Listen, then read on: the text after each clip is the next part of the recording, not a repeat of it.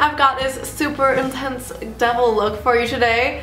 I actually designed this look for a friend's theater production. It's called Rock, Paper, Scissors, and it's playing this coming Saturday, the 28th of September.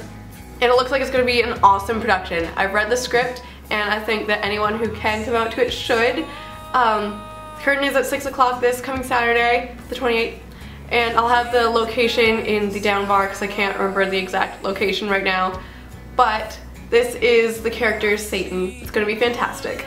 But if you're not going to be the actress that's in that, use this look for any Halloween look you want to, really. I think it'd work great as a sexy devil look, obviously, because that's what I designed it for. But it could also work as a sexy vampire or any kind of witch you want, really. Anyways, I really love this look, and if my eyes look a bit crazy, it's because I have my circle lenses in. They're by Geo, and they're the Super Nudie Series Gray, and I don't remember what site I got them from. I ordered them online a while ago, but they're super comfortable and I love them, and if I sound funny, it's because I still have this cold, which I've had for almost 2 weeks now, and it just needs to go away.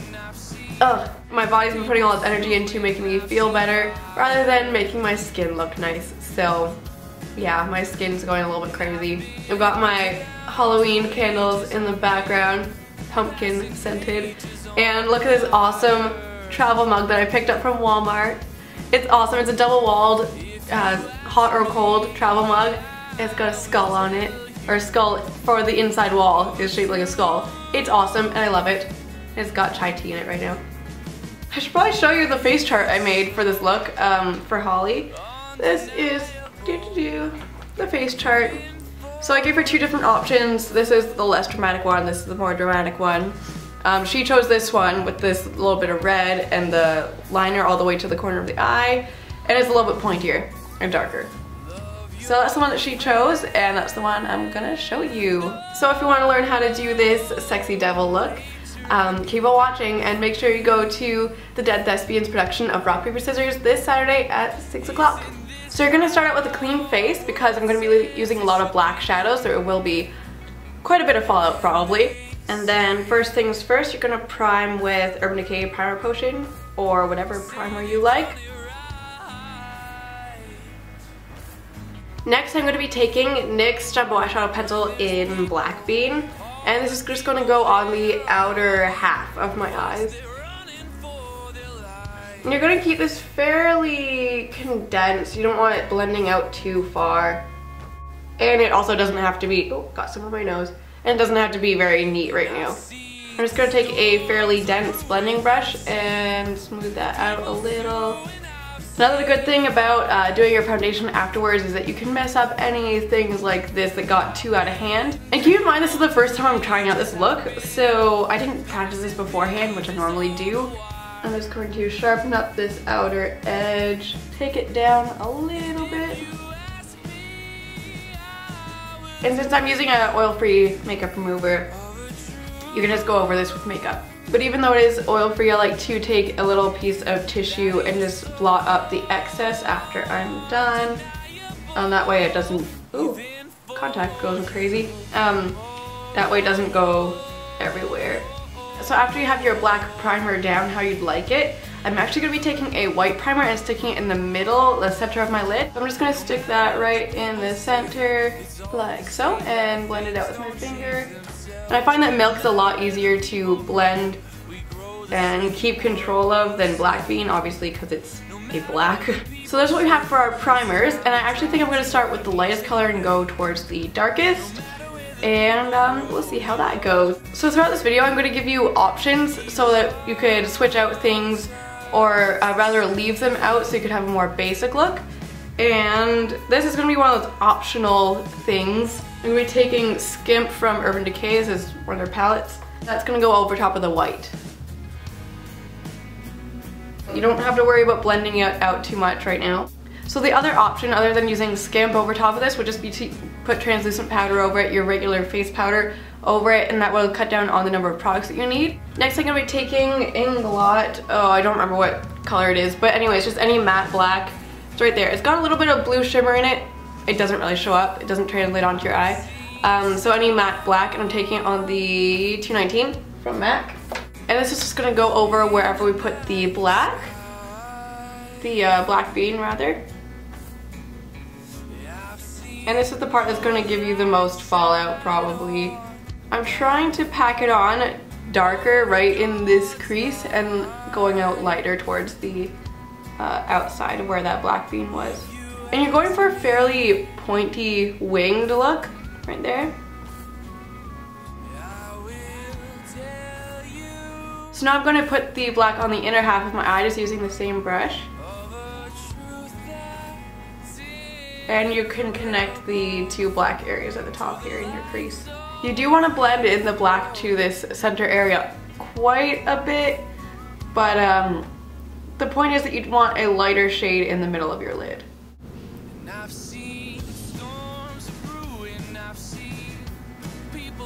Okay, so you see how there's just a slightly lighter area in the middle of my lid? I want it to be a tiny bit lighter than that, so just gonna take a little bit more Skimp and place it on top. There we go. So once you have that all finished, you're gonna add the black into your bottom lash line as well. So with this black, you're just gonna run it along your bottom lash line. I like to hold my mirror like above me and look up. And you're going to connect it to that outer wing. And you're going to leave about the inner third of your eye blank, just so that will be where just the eyeliner is and not the smoked out eyeshadow. Alright, so that's the basis of this look. The next thing I'm going to do is take some light brown eyeshadow. It's matte and it's by Inglot, but any matte light brown eyeshadow or even a matte bronzer would do. This is just going to act as a bit of a transition color, a bit of a help blend it out color. This is just going to go along the edge of where that black ends. And I'm also using that same blending brush, just cleaned it off a little bit. And after you have that brown shadow over the edge of that black, you're also going to take your pencil brush again, 219 from MAC. Take a little bit of that brown and run it along the edge of your lower lash line color. And personally, I don't mind these harsh-ish lines, but if you really don't like them, feel free to go ahead and take a nude color. I'm using this one from Inglot, but you can also just use your regular face powder. Take that on the blending brush and go over your brow bone area. And see, that kind of brings that down a little bit, blends it out a little bit more. The next part is going to be that little pop of red that was in the corner of my face chart. And that's just going to go right where between where this black ends and this black ends. It's just going to go right in here under your tear duct. For this, you can use one of two products. I've got MAC Basic Red Pigment, or bunnies are making noises, or NYX lipstick in Snow White. And it really just depends on what kind of look you're going for.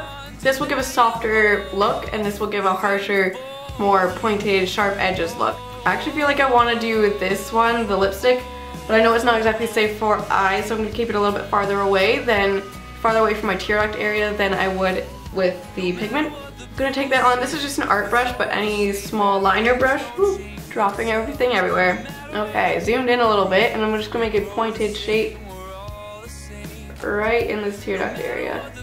I'm not touching my waterline. Okay, there we are. There's the pointed shape, and I know it looks kind of derpy up in this area right now, but I'm going to add a black liner to also make a pointed shape with that. Now that I've got those in place, looking all bloody and whatnot, I'm actually going to pat over top of that with the Basic Red Pigment from MAC. I'm using the Real Techniques Pixel Point Liner Brush for that. Alright, there we go. Now it's time for a black liner. I'm actually not going to show you guys how to do it on the top of your lid because I have a couple videos that show how to do wing the liner already. So just check my Mulan or my Basic Wing Liner Everyday tutorial and that'll show that. But I will show you how to do this inside corner pointy bit. So I've got my winged liner on, and now to do the inner corners here, all you're really going to do is connect your the top lash line here with this end of this point. It's basically all you're going to do. You're going to go a straight line.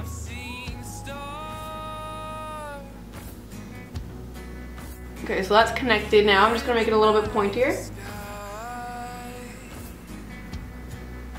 And there you go. You could also line underneath this red bit if you want a little bit more definition. I personally like how it looks a little bit bloody when it's not defined like that. So that's how you're gonna do that part. Oh, also I'm using Blacktrack from MAC for the eyeliner. So here's the thing, with circle lenses you don't really want to put anything on your waterline because it could get underneath the contact and be rather harmful. I wouldn't recommend putting anything on your waterline, but I'm going to. I'm just going to do a little bit in the outer corner, but you want to be really careful with this and try not to get it actually on your eye. So I'm going to take the gel liner again, and personally my favorite way of doing this is with a liner brush or angled liner brush, but I'm going to do it with this 110, yeah 210, sorry, and just carefully go along my waterline. And also kind of smudging it into my lash line right there. There, that looks much better.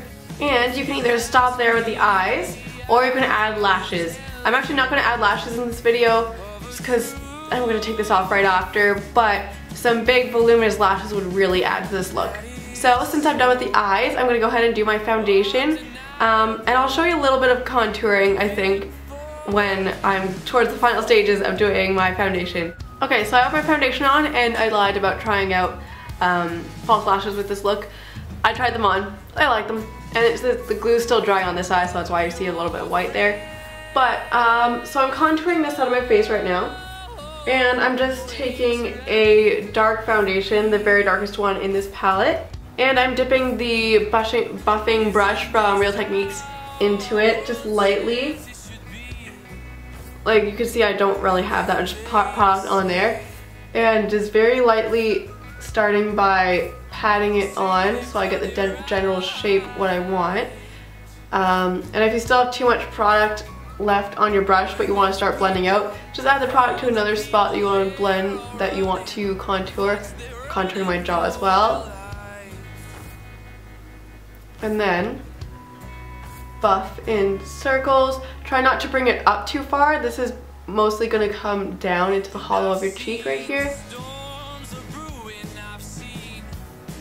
And a little bit on your temple. You can see that really shapes your face a lot. And I'm also going to bring it a little bit onto my hairline here. My hair would stay out of the way.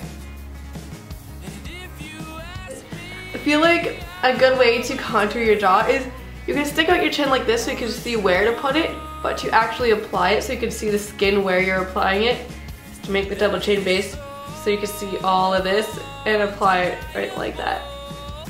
Because otherwise you can't see underneath your chin right here, right? But if you make the double chin base, you can see that skin, and so you can see how dark it's getting. And now to contour my nose, I'm going to take Deluxe Crease Brush from Real Techniques. I really love this one for contouring small areas. And again, taking the tiniest bit of that darkest foundation and just going on your nose like so, on the side of your nose here, and bring it all the way up to your eyebrow here. But honestly, there's a million ways to contour. You could contour with powder products, with cream products. You can do the Wayne Goss way of doing super heavy dark contours and then super heavy highlights and just blending it all together with your normal foundation. That way's pretty cool. I like it. It just takes a bit more practice, I think. So there you have it. There is your contouring with cream products. And next, wow, this look is extreme. Next, what I'm gonna do is just powder my face, and I'll get back to you for lips. And here you have the completed look. So what I did for brows is just use a really dark brown as opposed to my regular light brown. And I apologize, these eyelashes are bugging my contacts, so that's why I'm blinking a lot. I'm not sure what eyelashes these are, but any long and really voluminous ones will work. And for lips, I used NYX Snow White mixed with, I don't have any black lipstick, so I just mixed it with my Blacktrack's Fluidline. And I think that is it for what I did for my final touches. So I hope you enjoyed this look. So please go see Dead Thespian's production of Rock, Paper, Scissors. It was on this Saturday, the 28th. So I hope you enjoyed this look. Another option you could do for lips would just to be Snow White by itself. It would give a more traditional look, I guess. And I hope you enjoyed, and I will see you in my next video, which will probably be a maybe giveaway, maybe. Woo. So have a great rest of your day, and I will talk to you in my next video. Bye guys! Whoa.